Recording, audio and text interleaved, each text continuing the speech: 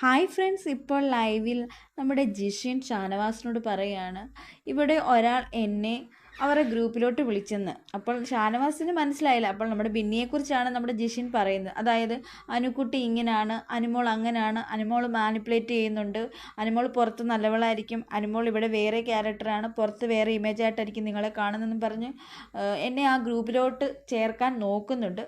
പേര് പറയുന്നില്ല, പക്ഷെ അത് ബിനിയോടാണ് പറയുന്നത്. എന്നിട്ട് ജിഷിൻ പറയുന്നുണ്ട്, ആര്യൻ ചെയ്താൽ ഫ്ലട്ടിങ് അല്ല, അനുമോൾ ചെയ്താൽ ഫ്ലട്ടിങ്, അങ്ങനെയൊക്കെ ഞാൻ അവരോട് ചോദിച്ചു.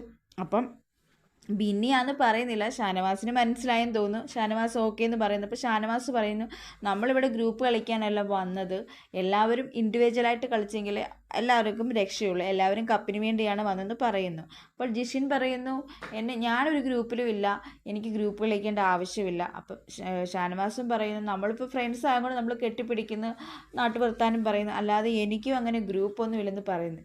ജിഷിൻ വന്നേ പിന്നെ കളി കണ്ട് വന്നതായതുകൊണ്ട് അനുമോൾക്ക് പുറത്ത് സപ്പോർട്ട് ഉള്ളതുകൊണ്ടുമായിരിക്കാം അനുമോൾ